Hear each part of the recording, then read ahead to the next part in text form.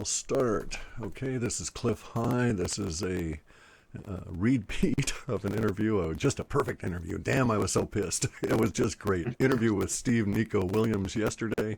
This is the redo because I bolloxed up all of the sound stuff. And I think I've got it now, and we'll give it another shot. I'll not ask him for a third repeat. Anyway, Steve Nico Williams is the CEO of Populous, which is a really cool space. And good morning to you, or good afternoon to you, Steve. How are you?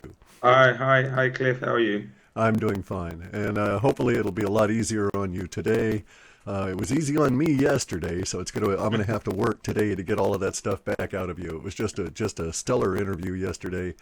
Why don't we start with your first historical epiphany moment about data? I mean, and just pick up from there. Okay. Well, so basically, as I explained yesterday, my foray into data was basically looking at financial data sets that were contained in the company's house in the UK, and that is basically a place where all government, basically where all companies file their end of year returns and annual accounts, So, and so you were actually looking at deep government data at that sense, correct? yeah, companies, but stored in a government facility, basically. Yeah. Yeah. And so it was that began you on your journey that led to this interview yesterday and again today, correct? That's correct. Yeah. So basically, it basically had all the annual accounts, profit and loss, the debitors, creditors in their accounts, and I just basically wanted to know how how companies become basically so successful and basically sell for basically the process of actually the selling of a company. So that's what I was actually looking into the data at the time then before I got deeply involved into understanding the intricate details of data itself and and it plays a role in the world basically today. Right. So in essence, it was really a collision in your mind at that time between value and data because you had just come across I can't remember the name of the company you told me, but it had sold for some whopping huge amount of millions, and that got your attention. So basically like I said, um I was always fascinated with financial times and looking at companies and their price to earnings ratio. I did read a book before based by Jim Slater, Zulu Principles, which gave me a basic idea of how companies work and valuation, and that is what basically more or less gave me that the interest into looking at that data. So I basically started looking into the data at Companies House and realized that the same data is what the other credit aggregators use, the data aggregators use to supply to other companies. And And and these data aggregators would be on the order of those people that would place valuations on companies like Moody's or some of these others, and any other kind of aggregator that may have a use for these giant clumps of data. Yes, exactly. So Moody's, Standard and Poor's, Dun and Bradstreet, Experian, all those type of credit reference agencies, and I understood that at the time then the only way they can get that data in that format because they had it in like spreadsheets themselves, and the company's house had it in PDFs, and it was basically free to view there. Or you pay some money, but I mean, it was not as expensive as if you were taking it from the credit aggregators. So I knew at the time then that they're inputting these values into the spreadsheet, and it was not possible for me to do my full in-depth analysis how I wanted to do it on those companies because of the cost. So I would basically use 50 to £60 every week to go in and look at annual returns of companies and just basically find little bits of data that I could build a bigger picture with. So I believe a few years passed and XBRL was introduced, which is extensible business reporting language. So it is a business language that is used to make values and elements within inside those financial accounts more accessible to people that want to basically do analytics or analysis on those financial records. And in that sense, it's sort of like HTML is the markup language for displaying to humans on the web. And so XBRL is the extraction language. It's sort of an opposite reverse, so to speak, a machine extraction part of it for your business terms. Yes.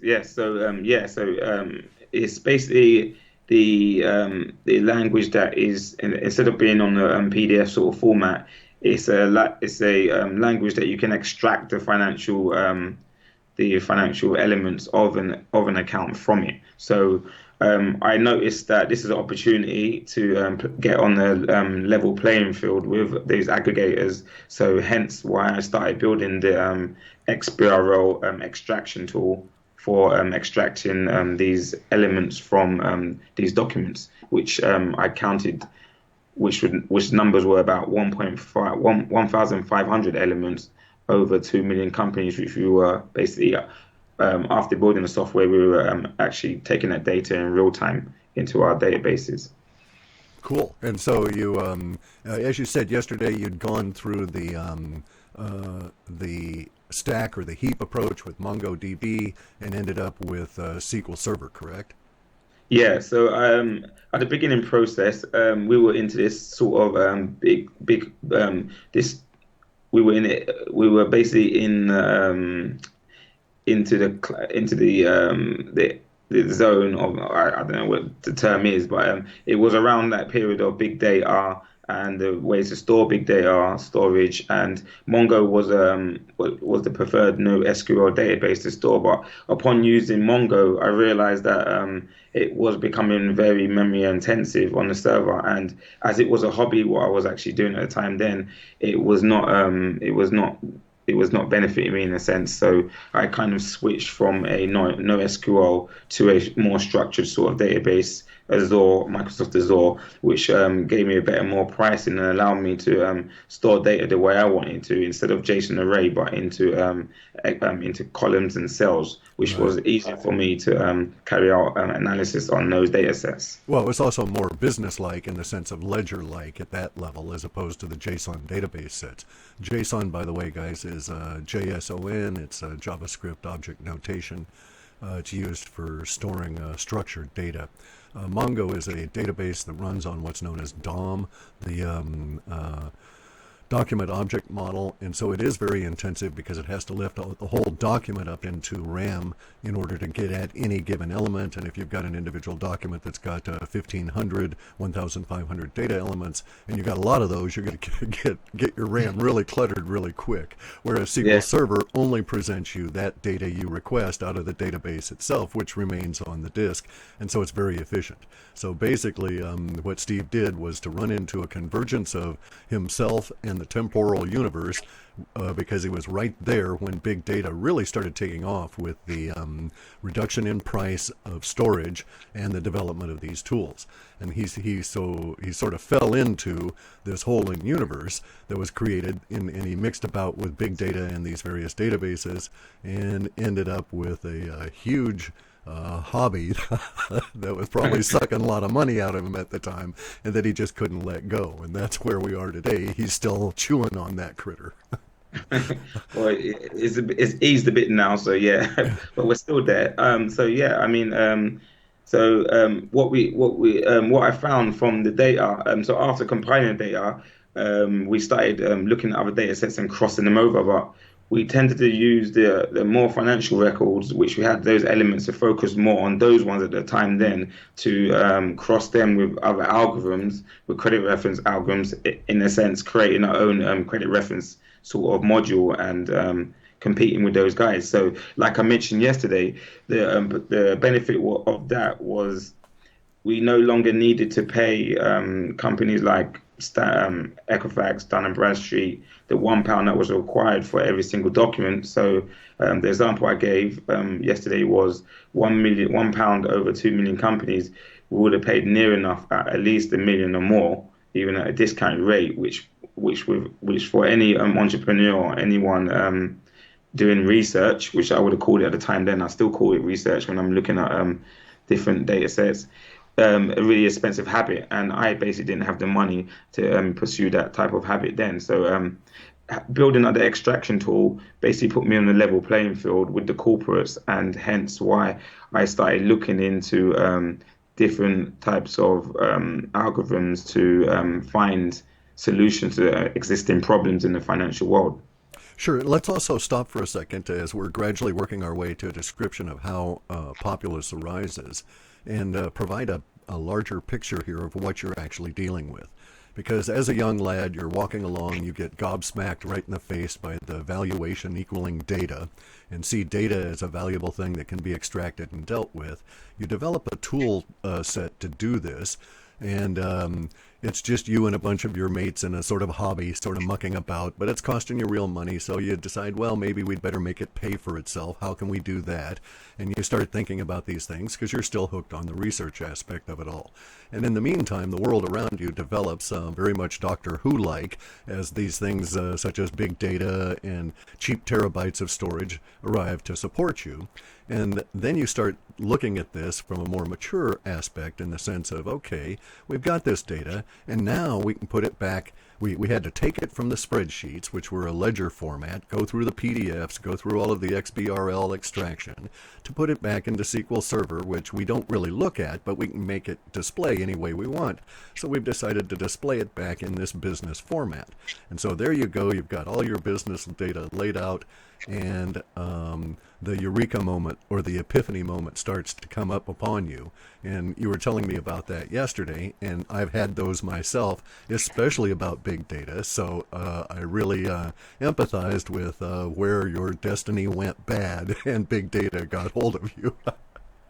Well, yeah, big data can take you off the course of where you think you're actually going, and it could put you back on the course. And that's exactly what it did. I mean, after getting my head around it, I mean, just to clear things up, when I say we, I more or less speak as a present sort of tone now with the group around me now. But at the time then, it was just myself that created the extraction tool by myself. Now I tend to say we, as in the whole team and everybody, as we're working today forward. But yeah, it became that eureka moment when I managed to put the puzzles together in my brain, and when I basically saw the whole world at large and how it actually works, then we had the light switched on, and then I knew from there that, okay, Steve, don't try and be a jack of all trades. What you need to do is focus on the area which you've found a solution, and basically sell this data. So that was my initial foray into selling data. So I was basically I had found a solution, found a way to create algorithm to find these companies that required a form of cash flow, and the people that were going to finance these type of companies were the banks at the time.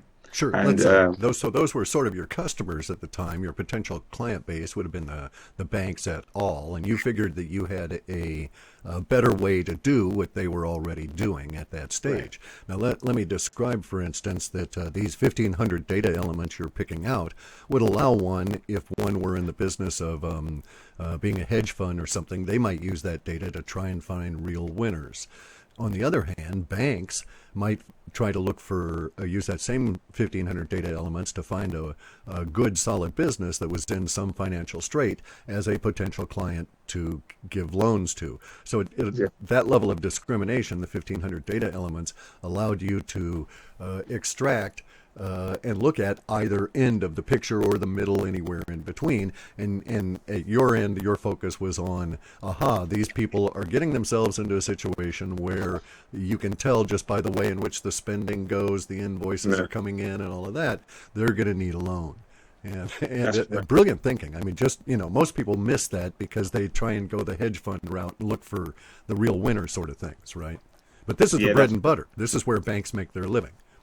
Well, that's right, and it is a route that the approach I took is the root source in terms of how they would start. So I kind of analyzed the whole process of what they would do in terms of the banks, in terms of they probably would send out various messages or mails to these companies and go knocking on their door, knocking on the business owner's door one by one, because there is no other solution in place at the moment, and basically just at random chance asking these guys with the little data that they have if they required invoice finance or anything in the such. So I mean, creating this targeted data set was a major sort of innovation in the sense of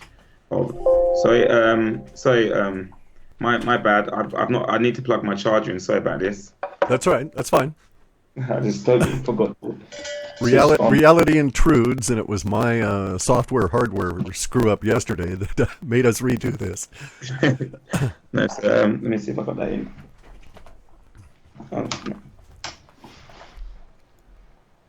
I'm sorry about this. I think I got that in. Hold on 1 minute.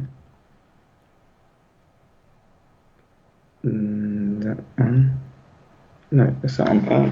Sorry about that.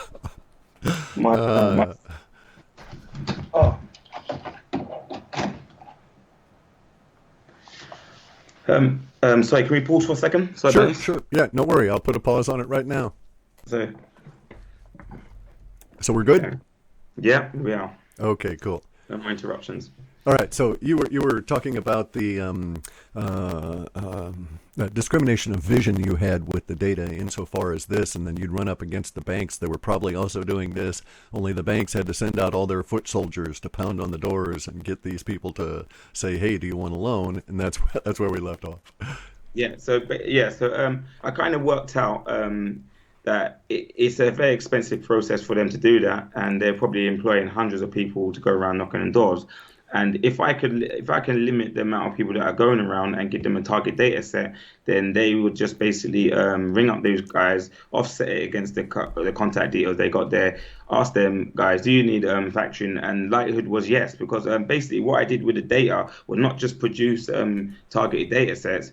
I actually went back in time with the company's house and looked at those companies that are taking out invoice finance already anyway. So what I basically was doing was proving the concept and the algorithm works, because the companies that fit that type of model are the ones that had taken finance in the past. Sure. So, let me intrude for a second and tell people that when you're doing deep data modeling, you create your database, you have a hypothesis about what you're going to seek. Obviously, if you think that in the future what you're going to seek is going to show up in the data, the likelihood of it already existing in the data in some form is pretty high. So what you do is you go back and look at the data and mine it for the model you want to find, and then you can use that, what you actually find about that, to fine-tune what you're looking for in the future. So Steve was able to look at those companies that needed financing now, that he knew were taking financing, and using their criteria, their existing state of being, as his metric, he was therefore able to make sets around that would allow him to extract other companies that also were in that same state of being. Correct? Exactly, 100% correct. So basically, a scientific method that I used basically for that was a method called cluster analysis, and basically that kind of grouped the size of the companies and split them up into various groups that fitted with each bank's criteria. So what I had there was I could basically see the size of loans each bank was given to a particular group of invoice sellers, basically, potential customers. So I would create records for those targeted. So I actually drilled into a more targeted sort of data set. So I mean, so that was going all right for the meantime, and I just really felt that. I can do more with that data set and look into other solutions. And to be honest, there was a lot of competitors that were selling a lot of targeted data, were selling data to these banks. But so I was kind of like it was kind of like a saturated market where it would have took me longer to prove myself and through the results Sure. than I wanted to wait around and try and do. Sure. As you were developing your tools, you ran into the same situation in competitors' companies. Some of them may have had a slight first mover advantage. As you say, it was already a saturated market, and that's when you started getting your building pressure for your second epiphany moment. Correct? Yes, correct. So yeah, so getting to that now. So I basically thought to myself, I really, what's stopping me from actually creating a element of what the bank are doing at the moment. So creating an invoice finance sort of platform or business, and basically trying to actually do what the banks are doing and do it myself. So I started looking into the development of an invoice factoring company, the creation of one, and I approached various companies and other people to see if they want to get on board. First of all was the insurance company, which is Euler Hermes, and basically they said to me, "Do I have £1 million for the credit insurance?" And I said, no. So basically said we can't help you there. So, I mean, I kind of hit a roadblock there in terms of the capital that is needed at the time then to start an invoice factoring business. So, Well, let's also stop for a second and look at the milieu, the excuse me, the world in which you you found yourself with this. Not only did you hit the insurance wall, that insurance wall was one of the deliberate barriers to entry that's put there by banks to keep that business to themselves. And so they do this all the way along the line. We've seen this as a pattern of the activity. The fiat banks are dying, and this is exactly why you and I and everybody else in crypto space is all excited and doing stuff, is because these big dinosaurs are getting out of the way. However, you ran right smack into some of the walls that those dinosaurs had placed to keep this level of business to themselves. Because as I mentioned yesterday, factoring, which is the ability to take an invoice from a client and as a promise for a debt and give them loan, that factoring is 28% of global banking profits. So it is a huge thing they would want to protect. And apparently they said, well, let's just smack this kid right up the head with the insurance and be done with him. yeah, well, yeah. I mean, they're probably doing that to myself and others that were trying to get into a market that they're basically trying to maintain basically for themselves. So I mean, it was a blow. After months and months of research and thinking finally everything else is in place apart from just the credit insurance. I mean, without insurance, you're basically like you can't really proceed forward. So I mean, I kind of left it for a bit and started to look at the data in more detail. So crossing other data sets, as I mentioned yesterday, crossing housing data, land registry data. So I did find a few other gems in terms of companies in recession, repossession sort of market, which is still a open picking field. I'll get to that another time. And I just really thought that there is something in crossing data sets which kind of opened my eyes a bit more further into tightening up the model in terms of what we have now. So what we did was what we basically did or put together was that if we could get the data in the first place and we can sell it to them, we can find a solution around it, the insurance aspect that is blocking us from that to entry to the market. So, like I said, I left it alone. I started looking around other types of ways and other platforms, how they work. This was probably the emergence of the fintech sort of industry, where you have companies like Market Invoice, and saw their model. And I decided that what I'm going to do is I'm going to try and sell my solution to companies like Market Invoice. So I got on the computer. I emailed Market Invoice. I emailed a few other companies that were in the fintech space, and I don't know what it is when really no one really wants to look at anything. They're quite content with what they've got. It's called not invented here. I ran into that myself. and it's just off-putting. So I just decided that I'm gonna go and look for something totally different. So hence I started. This would have been about 2 years ago. Yeah, this was about 2 years 2 years ago, coming up to probably about 1 year and 6 months now. So coming from the 2 years into a 6 month short period, then I started looking into well, basically what it was is my friend that basically said he's trading Bitcoin, and I thought, what the hell is Bitcoin? What are you trading? I've dabbled in stocks and shares in the past. I've made money, lost money. It's not really a thing I want to do. I can't control the outcome of a price of a shares. There's so many different factors that Oh, are and not. it's rigged. They can see you betting against them, but you can't see them. Yeah, and yeah, that's right. And it, I got stressed out from doing that. So I didn't. When he said Bitcoin trading, I just thought, okay, how long is this going to last? And the funny thing was, he he's not really a financial guy, but he got the hang of this trading. So it made me look into why he has so much interest into it. And then from there, I started attending meetups. So one of the first meetups that I went to was a meetup called Coin Scrum Which is in the quite famous, people.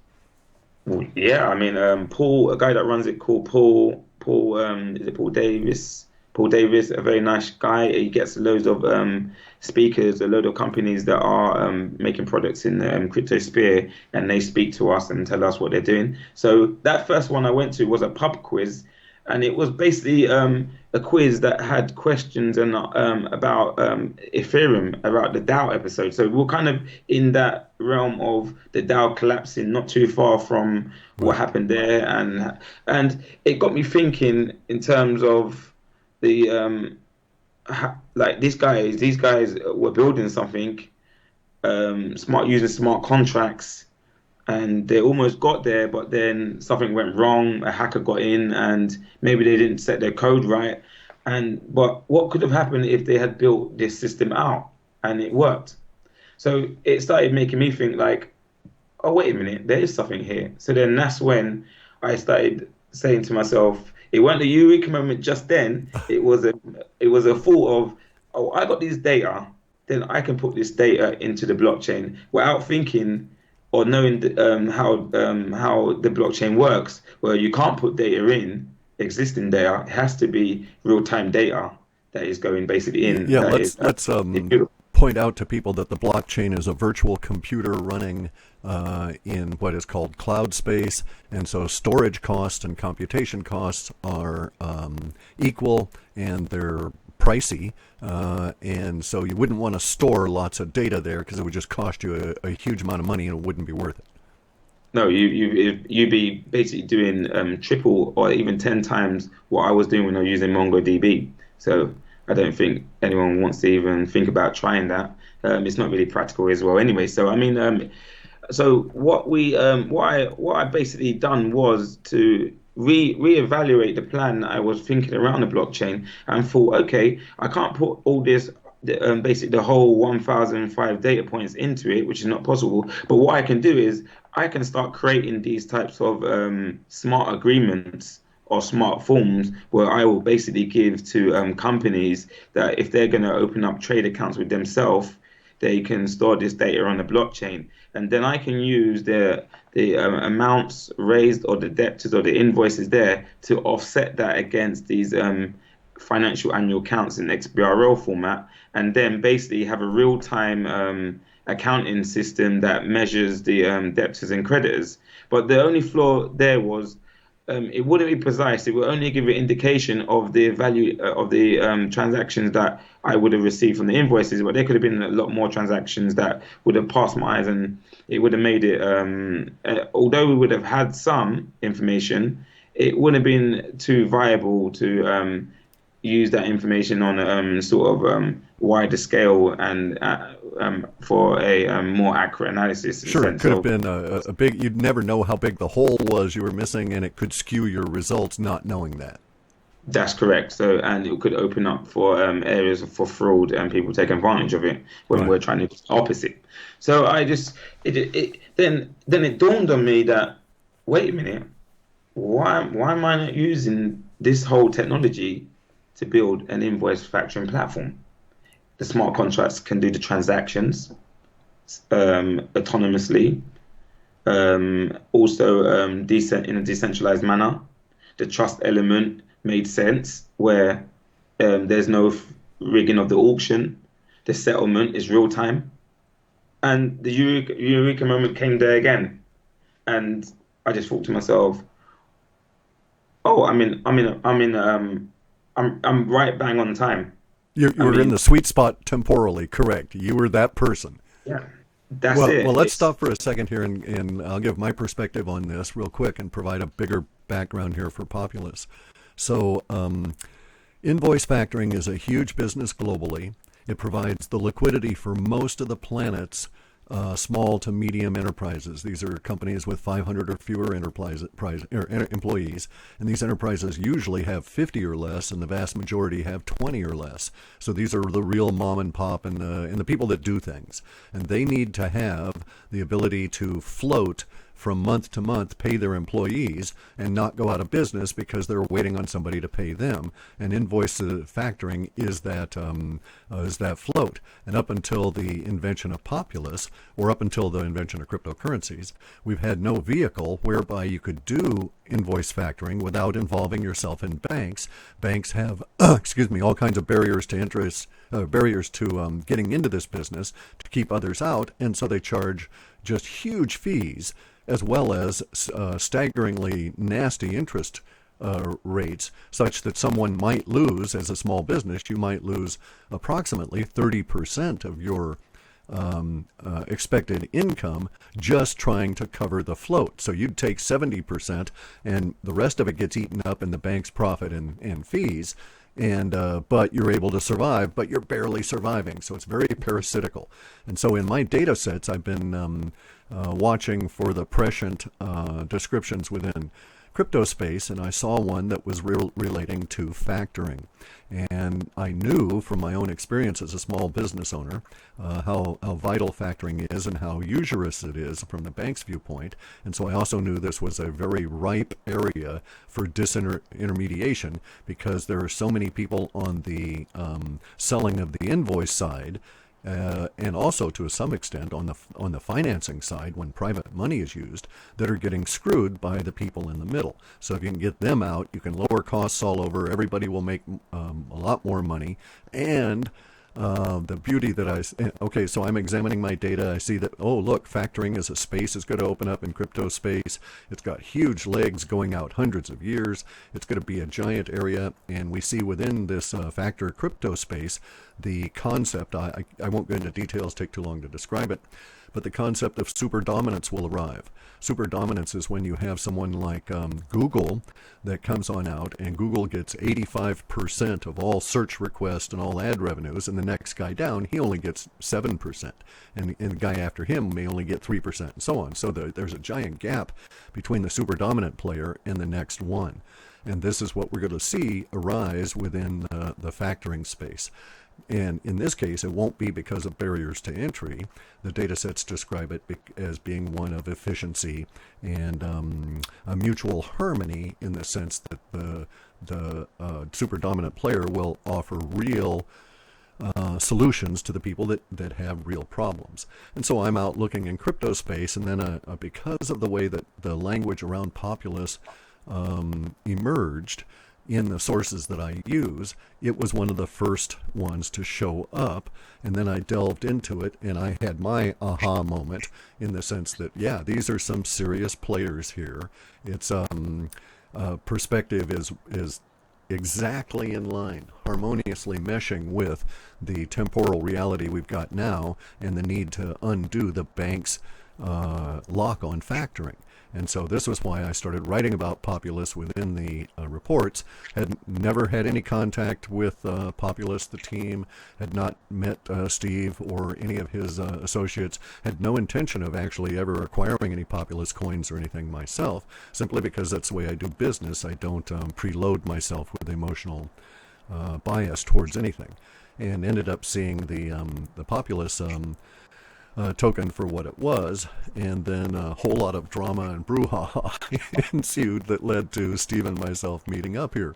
But Steve's got he's got the space by the tail, so he's on top of this giant tiger, and he's got some really effective tools, in my opinion, because he's pulling them from the business extraction language viewpoint and from deep data research viewpoint, not approaching this as oh, hey, look, there's a lot of money to be made over here. How can we cut ourselves some of it?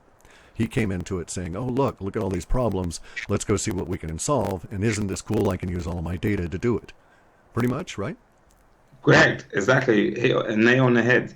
That's right. I mean, so most people come into the space thinking there's money. You're right. It's totally the opposite as we were thinking, in the sense that we're coming to this place to solve problems. And they basically say a business should focus on the problems first before it focus on the money, and the money will follow. But equally, the money is important as well in terms of growth and revenue.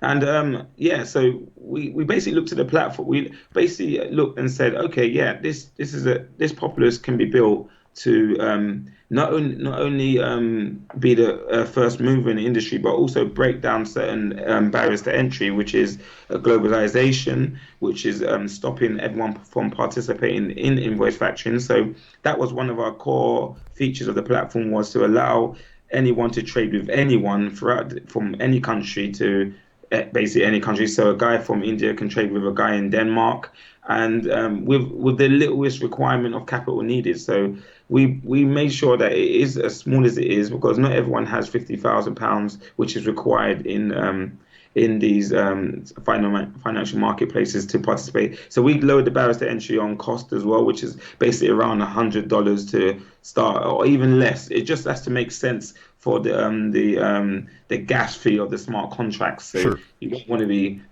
paying for something and you're not making the money. So when I use the term $100 or £100, it could even be less, as long as you're making the margin after you deduct the gas fees and everything else that cost to run this type of auction process, basically. Okay, let's stop for a second. I'll clarify some of this.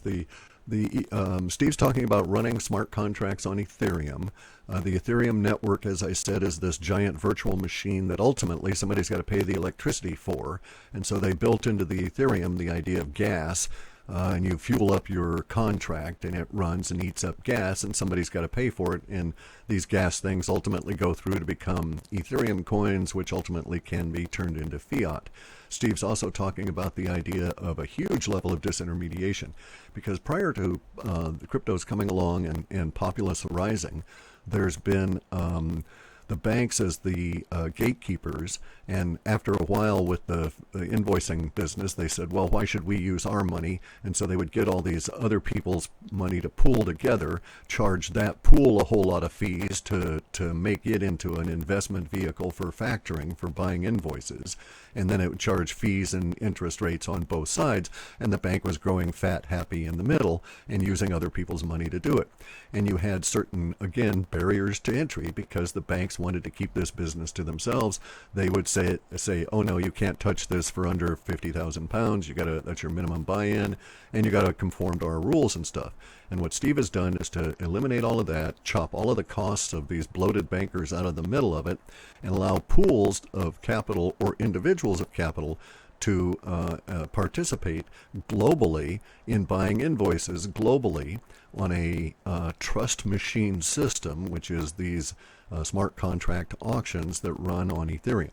So we're talking about a major level of global market disintermediation that is exactly parallel in its own space to what we're seeing with Veritasium and some of these other cryptos. They're just taking on different spaces with this disintermediation model. Correct? Yes, exactly. So along with the breaking down the barriers to entry, we'll also focus on cost and efficiency as well. So what we noticed in these contracts in the first place, which is kind of hidden, is when these customers are actually sign up for this factoring process, they're not aware, firstly, that they're going to end up paying around 10 to 15,000 just initial agreement fee. That'd be £15,000, correct? Yeah, depending on what Yeah. country you are, it could be £10,000 to £15,000, or $10,000 to $15,000. And that kind of upset me in a sense where, why do you need such a large fee, when you are already like, as a bank, is already receiving the revenue that they use to cover their overheads as well. So they're just basically adding layers and layers of fees for agreement fees, which really shouldn't be there. So we removed that from the from the platform as well. So we don't charge a great agreement fee or arrangement fee for setting things up. And the second thing was efficiency as well. So getting this whole process done after being accepted onto the program via the banks, or having that, it then takes a process of, if for example I use other platforms, you'd have to have some form of trade or someone buying it, and the settlement mechanism for them to agree that purchase of the invoice before you get your funds. So the smart contracts really helped in that sense, where once the auction, or the crowd sale has been completed, the funds are immediately sent to the wallet of the invoice seller, and that is real time basically. So the other element that we had to overcome was basically the stability in terms of the volatility of actual cryptocurrencies themselves. So there is no way on earth that we could have just used Bitcoin or Ethereum to trade invoices, because in this type of market, the margins are very small in terms of 1% to 5% starting from. And if you're using the swings in cryptocurrencies such as Bitcoin are swinging like that, Sure, they'd wipe that out in a minute. wipe it out. So it was unrealistic that we could have just gone into this with your popular coin and say, yeah, we've got an invoice factoring platform, and this is what we're doing. We're trading in crypto. So anyone else who's saying that they're using crypto, they need to have a who think of, when you're loaning items, or whatever you're doing financing, it's not going to happen when the margins are, the interest that you're going to be charging against your loan in the real world, it's not going to work really. So what we introduced was a PEG type of system. So we created a PEG token called Pokens.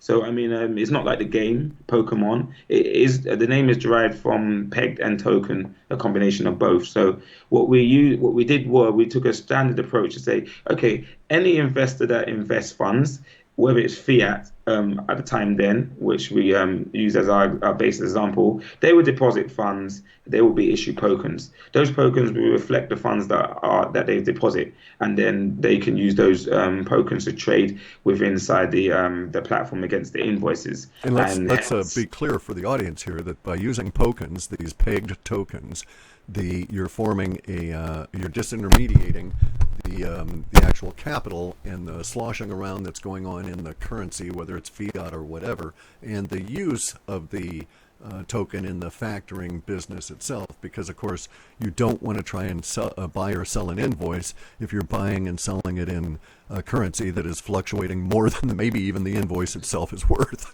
Well, that's it. Yeah, you might end up having a guy having more than money than he required for the invoice, or you could have or him getting less than what he required and saying, "Oh, I didn't agree to this. This is the percentage that we agreed to. Why is it 10% short?" Sure, and it's just like people going abroad and they use a credit card to purchase, and they come back and find out, no, that thing didn't actually cost you the 90 euros they said, because the credit card company added such a huge fee, it ended up costing you 130 euros, and you don't know that until after the fact. That's it. And there's nothing you can really do about it. So this is really another cool innovation that you came up with, which is this way of buffering the invoice trading platform from the swings of any currency, because of going through the PEG token approach, which was designed basically, as we might think of, as a barrier to the exact issue of sloshing back and forth with the currencies themselves. But it also offers you great security advantage because you're not dealing in anything that's going to be a target and has its own potential weaknesses, like Ethereum or Bitcoin or whatever. That's right. So the tokens. So what we said, okay. So as you just said, we we have some element of control of the tokens inside the platform, but then we gave it the same features as Ethereum and Bitcoin, so you can actually remove the tokens from the platform to an external wallet, and then they just become like your Tether coin or any other type of stable token. Now, are So these, excuse me, are these ERC-20s? yes, correct. Yes, ERC20 standard. Are you thinking about moving to the ERC-23 standard? Yes, we are. We are at the moment. That is a discussion where I'm having with Z, which is one of our top Solidity developers in terms of ERC23. Yeah, because basically they can, if I'm clearly correct me if I'm wrong, but they can recognize the address of where the funds are being Correct. sent They're from. safer for noobs. Basically, Yeah, what it amounts to is that, I've heard of people that have inadvertently sent ERC-20s off, and they've disappeared because they've sent them to something that could accept it but couldn't do anything with it. And so the that's correct. ERC-23 token, it's kind of a way, guys, of making cryptocurrencies that are smart enough on their own to say, no, you're sending me someplace I don't want to go. Think that over. And so, So that, yeah, and the new standard on the ERC-23 I liked a lot. There was some really good thinking about that there. The yeah, issue with the ERC-20 tokens and the use of them, from my viewpoint, is entirely self-enlightened interest on the part of businesses to move over to, simply because it makes their customers happier, because it's a layer of protection for people that don't know what they're doing. that's right. Yeah. So I mean, it's like a safety mechanism built into the token itself, which is it's good for those guys. We always hear the stories like, I sent it to this account, it's not the right. I sent it to this wallet, it's not the right address. So yeah, basically it clears up that as well, as you just said. So we use those, and we give the peg token, the token, a life of its own when it goes outside of the platform. So not going into too much, but one of the thoughts that I had when I created the token was, in the near future, in 5 to 10 years time, I hope to see tokens being used on e-commerce websites as a stable sort of currency that traders or vendors won't be too worried about the fluctuation of buying and selling something on their website. So if No, they have and such this will be because, in essence, these tokens will be backed by the sheer volume of the invoice business that's being done through the Populous platform, correct? yeah, correct. And the tokens have to come back to us anyway to release the fiat. So you give us back the tokens, and then we just wire your funds there back to you, to your account, subject to KYC and AML processes and procedures that will be in place for dealing with the old system. And so the tokens were working then in the platform, and it just basically gave us a perfect playing field to create the whole Populous, and in harmony with every type of issue we were thinking we've resolved all those issues now. Well, And and the let me next intrude step, here, okay, because we're right at a very good nexus here. One of the things that attracted me to Populous within the space once I started mucking about was the fact that you had thought these things through. There was indications that you guys were really focused on compliance and security, which is in data integrity, which is really necessary here, and that you had the wherewithal to think about the larger issues of currency fluctuations affecting your market, and how your market could ultimately, or your platform could ultimately be used to dampen, so to speak, currency fluctuations within your own ERC-20 token, which you've pegged and called tokens. And so that was when I thought, aha, these people are thinking about stuff. They're not just mucking about in this space. They've really got a plan here. And so that's why I started thinking, okay, all of the linguistics are good for Populous. It is fitting into the space and the perfect temporal time, and so I'm going to recommend it to those people that read my reports.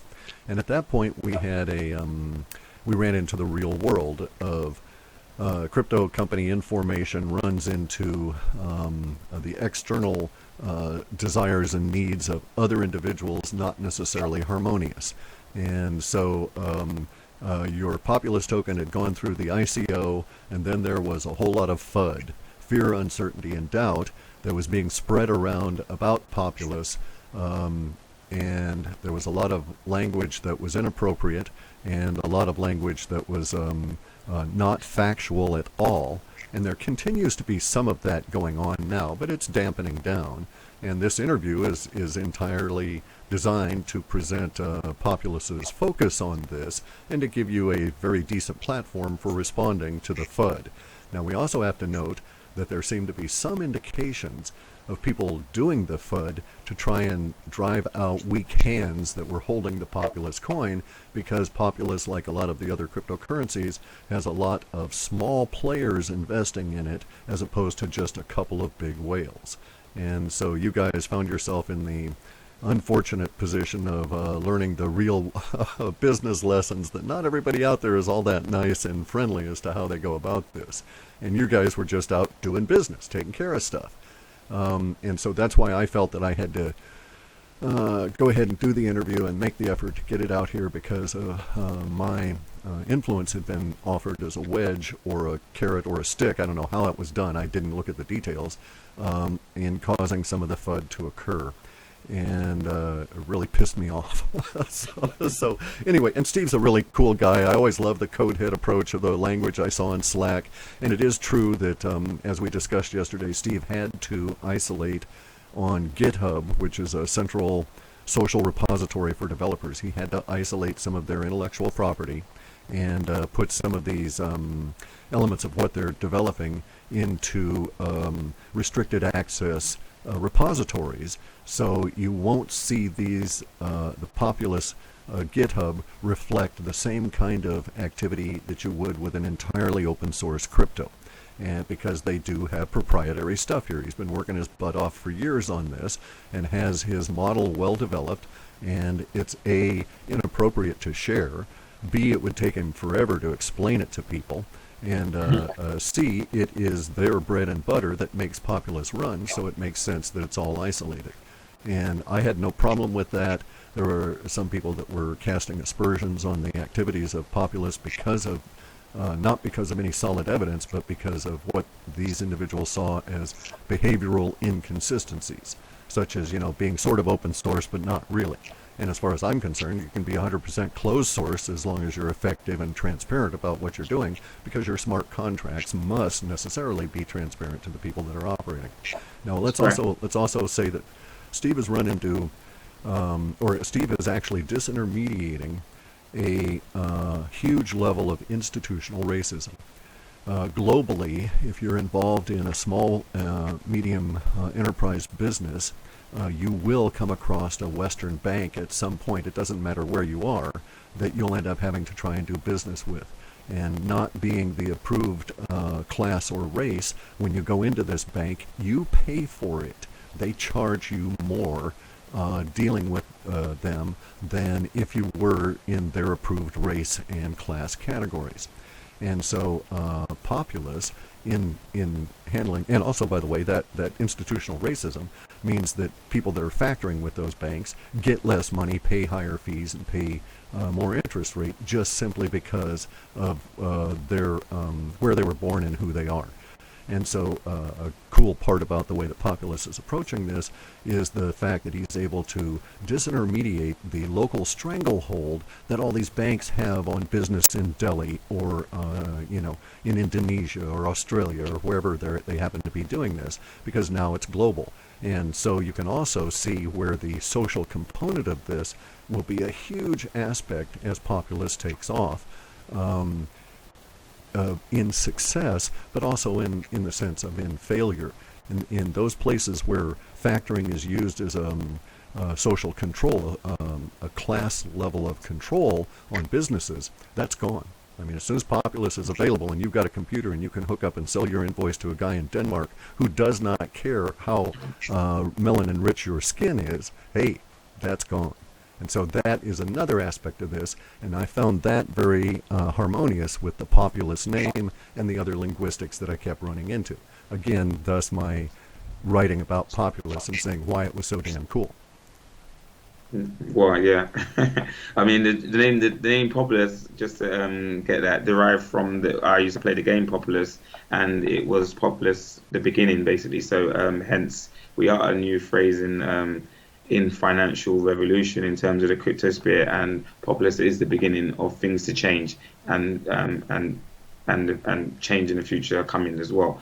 I mean, we got so I mean let me back to where we got with the tokens, and the tokens kind of, like I said, kind of got us to the perfect spot in terms of having a full understanding of how this platform is going to work. But we want you to give it a bit more than your average ordinary platform or your average ordinary token or coin in the sphere. And we want to bring something to the whole crypto sphere that is not basically there. And what we came up with was with the PPT, basically the asset of the platform, to actually use that on a platform in such a way that is not being currently used, and allow people to purchase invoices with the token that they purchased from the pre-ICO. And what we did was we created a sort of marginal collateral smart contract where users of the token could deposit their PPT into a collateral contract and get money lent on that PPT to trade basically invoices with. Sure. And, let me intrude then and say the way that Steve's come up with it here, it's basically the first ever that we've seen example of a way to get passive income off of the active movement of cryptocurrencies through smart contracts. Again, a brilliant innovation. Go ahead. Yes. Yeah. So I mean, we're not a security. We never ever said we want to be a security, and we don't have voting rights on our token. But I mean, it didn't stop the thought to reward PPT holders with a sort of model, in a sense, that allows them to participate in the actual platform at a different type of level. So, I mean, one of the questions that we get asked about how the PPT collateral contract work is, do you have some form of credit line? How are you going to back the PPT when there is no funds there? So I'll clear that up now. Basically, as I'm speaking, as me and Clif spoke about it yesterday, I'll go in a little bit more detail again. What we've been doing in the past 6 months is speaking to a lot of investment firms and venture capitalists about their participation in ICOs in the crypto world, and the response back was, a lot of them would say, our firm don't do that kind of stuff, but we do participate personally ourselves in ICOs. So what I basically came up with was a model where we can get the involvement of that investment money into the platform, and in a sense creating funds that actually back the PPT holders' interest and desire to trade marginally invoices basically on the platform. Yeah, so basically, it would be again another form of control over the currency sloshing around, and it would provide the entree for those people that can't get there because of the regulation that's on their business. Hedge funds and this kind of thing are basically forbidden from investing in cryptos, but their individual owners or individual participants in those funds recognize a good deal, but they also recognize that legislation, barrier to entry, and so on is always going to be trailing, and so if they're going to get there, they need to get there outside of that fund. And you were smart enough to see their interest in involving themselves, and it makes a lot of sense. I mean, it's also another form of passive income, so to speak, for those people that just want to stash fiat and receive a pretty safe level of yield. And let's acknowledge there has been no yield in the central bank world or decreasing yield for the last 30 years, and essentially no yield the last 5 or 6 years to speak of.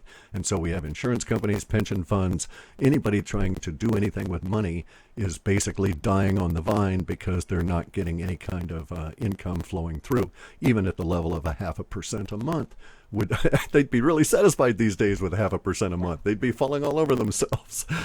And it used to be that, they could get maybe 6, 7, 8% a year pretty much guaranteed. So there's a huge need for the income stream, both at the passive side and for large pools of capital. Again, Steve had been at the right spot. His data had wiped the illusion from his eyes, and he could see this quite clearly. Yeah, so yeah, that's exactly very on target again, Cliff. Yeah, that's right. So I mean, in terms of seeing it like that, what I also see for the future as well, I only see PPT rising on the way we've structured the token in terms of the buyback and also the increase in terms of demand by other institutional investors coming into the crypto space and other people that want to basically trade invoices. So so having that idea of the investment firms and VCs creating these pools is quite an important aspect as well, because what we're going to get is we're going to have PPT rising in value very high due to demand and the opportunities open for other to get involved in invoice finance in other markets such as Europe and China and the Middle East and Asia. And then that would basically give it a high market capitalization, and then we need that funds elsewhere to offset against the PPT holders trading their invoices, which is going to be which I never put things on. I never put figures on things. I never gamble. I never speculate. But I can actually foresee that we will need the funds to offset against the marginal contracts, smart contracts, basically. So sure, and let's be quite clear about this. Steve is explicitly saying that they are planning for success, because success in business brings its own set of problems, and if you don't plan for success, you're going to be doomed to failure. And Steve is planning for the success of the PPT token to take off.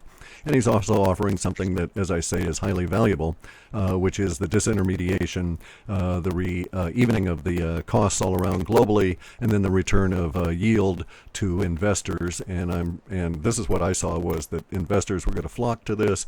They don't want to get active. They're not really active in trading. They don't want to be exposed to the gyrations of the cryptocurrencies, but they need to get into the space. And this is something they understand. This is something that's going to be reasonably safe.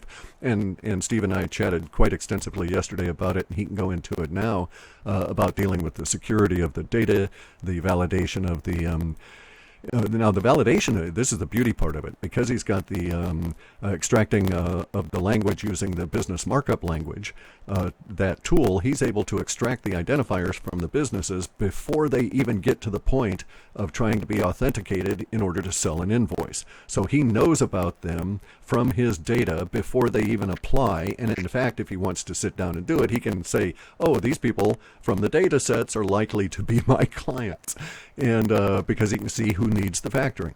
And so he can validate these people ahead of time, so when they actually do approach the system, that is, when they do first have their contact with Populous because they want to sell an invoice, then it becomes a lot easier on them as well, because he knows who they are. He can see what the annual reporting is on the data. You can look them all up, and so the validation process is pre-done to a certain extent, eliminating a lot of the thrashing around, and also really working instantly from the very beginning against fraud and other issues in the security part of it all. Touching on that point. So basically, what we get asked a lot of. I mean, I don't know if people are forgetting or they haven't read the white paper, but it clearly states that the XBRL tool targets invoice sellers. So it won't be a matter of how many people you got signed up on the website. We're not looking in terms of waiting for sign up to come on the system, like or the chicken and egg scenario of either you have investor or invoice sellers. We have both, basically. We have the PPT holders, and then we have the fiat holders, and then we have the invoice sellers. So as Clif was saying just now, how we do this is because of the date that we have, we don't necessarily have to target the people that immediately need cash flow finance or invoice finance, as we call it. We can actually look and see 6 months, a year, or 2 years ahead, basically those guys that are coming into the scenario where they're going to need invoice finance. So we can start planning a year in advance or even 2 years, looking at different models and other companies that have been in the same situation and gone on to get invoice finance. So we can literally plan for the future and say, okay, what we're going to do is we're going to market to these guys that don't even know they need finance yet, and be in their mind as their first point of call, and more or less the guys that were, and the platform will basically be in their mind as saying, okay, let's go and try this platform, because they saw this issue coming that we're now facing, and they've already given us a solution. Whereas these guys seem to have our interest, they basically have our interest at heart, and not those guys that are just basically seeking the profit from the trade that we can provide them. So that is the unique thing about the data science around our XBRL data and cluster analysis that we use, is the fact that we can basically foresee what is going to happen in terms of the acquisition of the clients. And you can, so you don't even really have to do the marketing. Just the Populous concept is going to be self-marketing. That aspect of it, I think, is not going to be too much of a problem. And you've dealt with the, you're sort of front-loading your entire process for anti-fraud security all the way through from the invoice side. And you've eliminated, by the way you've structured your smart contracts, you've eliminated the issue of double spend, so to speak, where someone tries to proffer the same invoice over and over again, that sort of thing. And you know the businesses before you even begin doing business with them. So eliminated a lot of those aspects. And then your smart contracts are, I'm assuming they're not multi-sig. Correct? No. Okay, so they don't have the vulnerability that multi-signature contracts would allow, and so very tight for security there. Plus, you're not keeping any clients' data on the network at all, so their data is hidden behind a smart ID number in your SQL Server databases on both sides, and so pretty much everybody's anonymous. Trust is removed, and everybody can trust the platform itself. Yeah. So So touching on the data security side of things, basically, I did some consultancy for some registrars in the past, which were registrars are basically share registrars. These guys, where every PLC company has a registrar that basically handles and looks after their documents, their capital interest, the allotments, share certificates, basically, and nominee accounts. And what I did, I spotted some vulnerabilities in their data security, around the data security aspect, in terms of information that was leaking through various.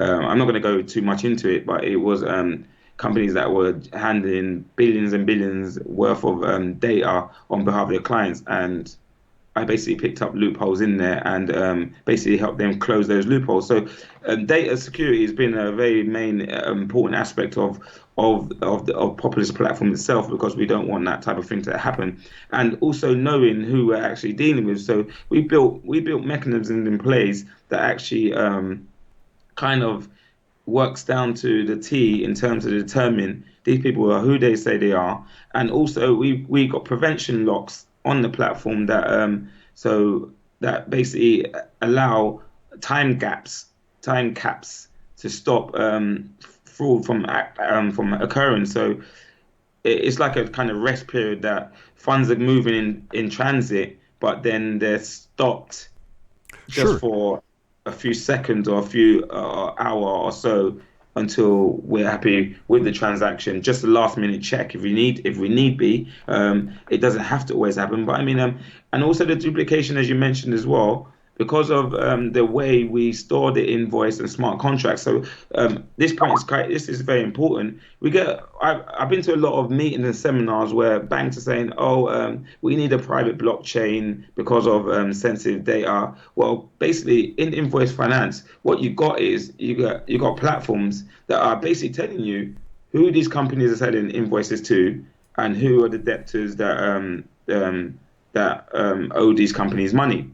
And at the same time is, why would you need a private blockchain if this information is already open? So what we basically did is we decided that, okay, we're going to put the anonymity of what exists in the Bitcoin world in the platform. So what that means is anyone that wants to trade invoices that comes in with cryptocurrency can still maintain anonymity by not putting their name in. So in our smart contracts, you can actually put the name of what you want it to be, or you can leave it anonymous. So these are also it's important for these companies that are trading with funds for on behalf of the companies to say put in ABC Limited, and that will show up in a smart contract. They can take that to their accountant, and the accountant will say, Correct. okay, I clarify that is your trade you've done. And those guys that don't want it, they can have it anonymous, as in no one really wants to know I traded my Bitcoin for this amount. So what effectively happens is we have a platform that takes the actual physical contract of the invoice agreement between the investor and borrower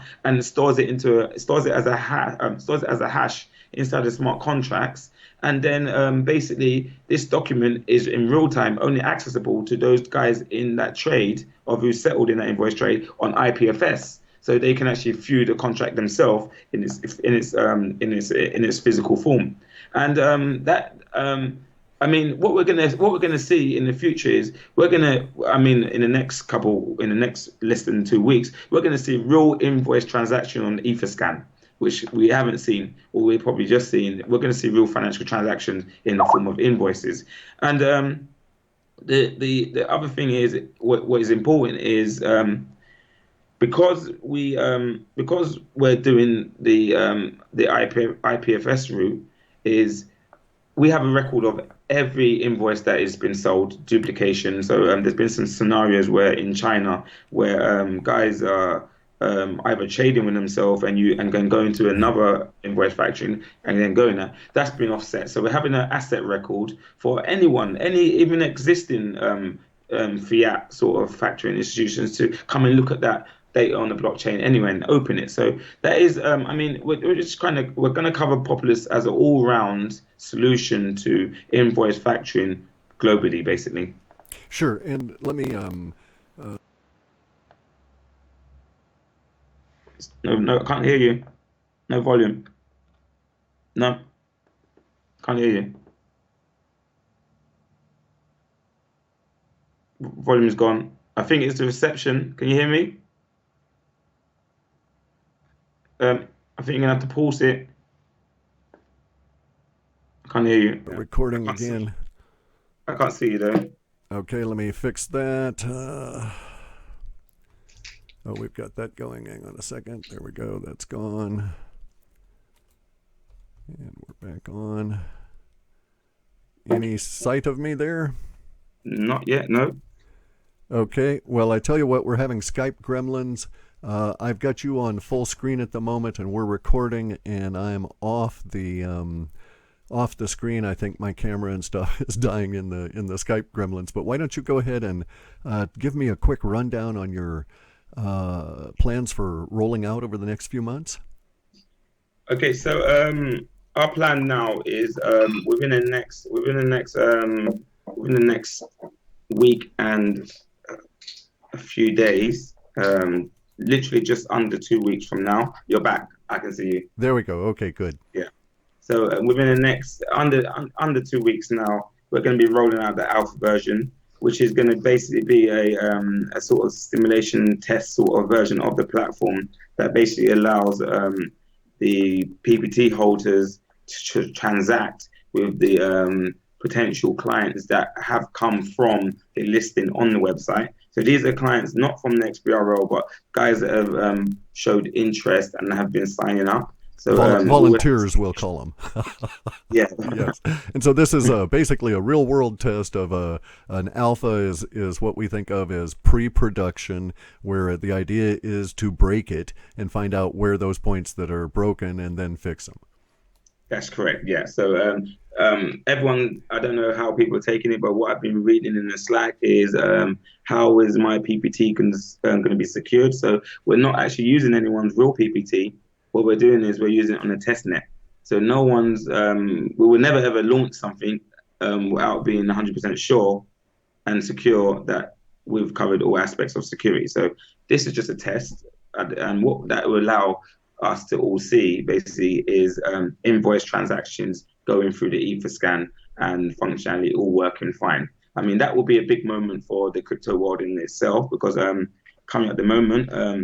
We don't even have a single institution going through there providing documentation or loans through Etherscan or any of the blockchain explorers at the moment. So that's what we're going to be doing. That's going to start rolling out from in the next 2 weeks, and hopefully we'll have a few reasons to tweak the system. We're going to basically wrap it up in a framework, as to speak, because one of the reasons why we kept the platform code away from the public eye was because all the FUD and everything around that, people would basically just say your code's a mess.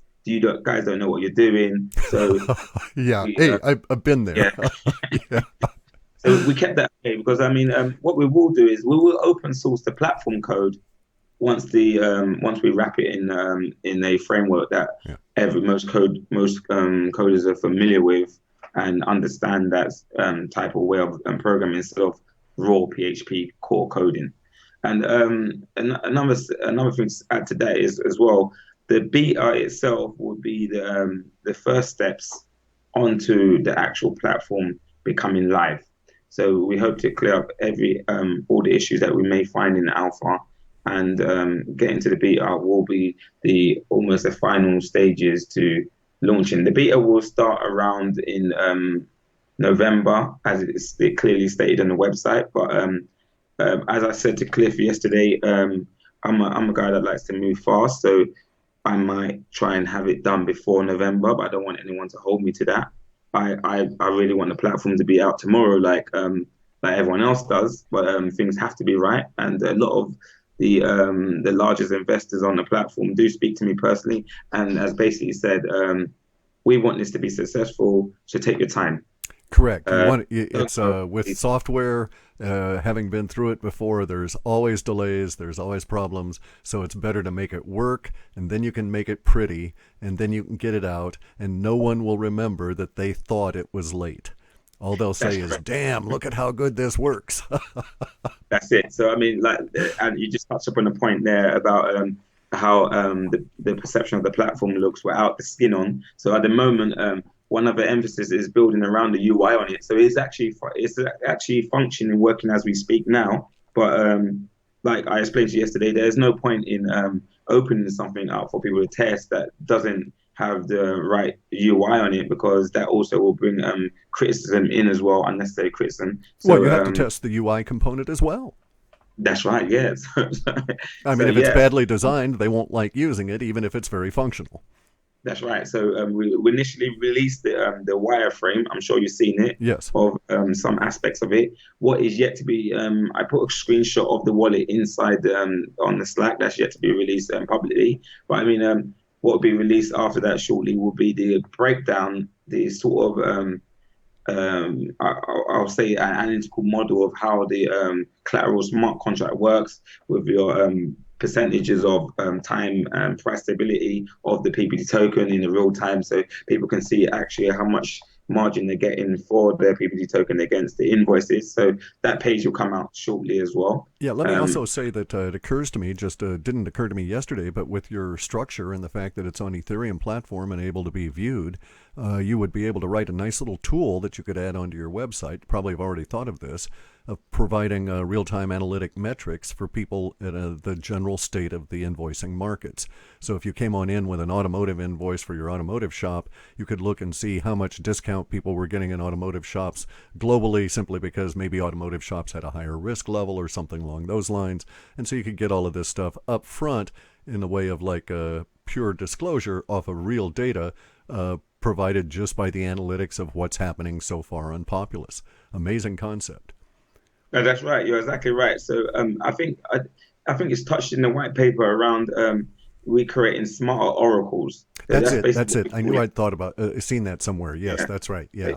Yeah. So what we found as well. Well, more or less, I like to say we, but I mean generally, I was looking at the area as a whole, and I realized that what is not there is enough these type of data sets, because if we really want the financial sort of crypto sphere to take off, we've got to have the same functionality and the same data available to us as in the old system, or this current system at the moment that's not working. So what I decided was to put these data sets into an Oracle, and that can feed into them via Populous to other people that want to use them. So in a sense, like you just explained, we'll have the analytics of the invoices going through, also the credit algorithm for other projects that will appear in the crypto space to use those data sets as oracles to basically hopefully not replicate the same business as us, but create new innovative ideas in the area as well. So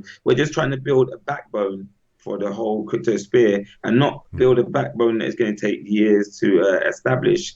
Because, like I just mentioned, I don't want to wait years to see if something happen. I want it to happen now, but it has to happen perfectly as well. So night and day, I'm up most nights a day making sure, and also the development team as well.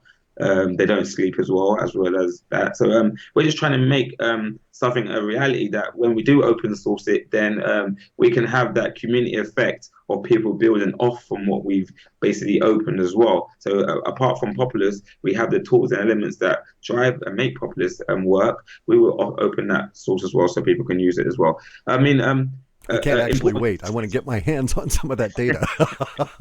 Well, you're free to have that data whenever you want. I mean, well, thank you very much. Yeah, as soon as I get relocated, I'll hit you up for it. Yeah, because I mean, what I was thinking as well, and some others of sport as well.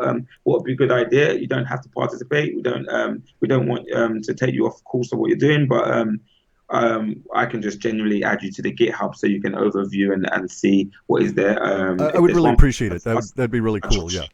So, and you can even have a look at the XBRL as well document.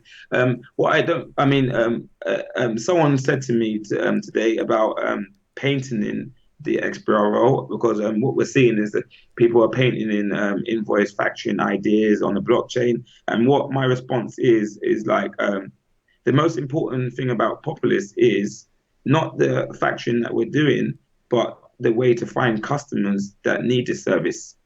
And well, also there's the aspect of patents and intellectual property that is a time delay. It's again a barrier to entry. You have to get involved with attorneys, and so you spend your time getting the document that says you did it, as opposed to going on out and just doing it. And there is a good business model that says your first innovation you don't care about. You use that to springboard up to dominate the space, and then those innovations from that point on, you've got enough money to have the attorneys, and you can just have them go off and do it. You don't worry about it much. So I understand and I've been both routes. I've spent the money on it, and it yielded nothing other than 4 years delay, and so I would never do that again. To be honest, I'd never even seek that.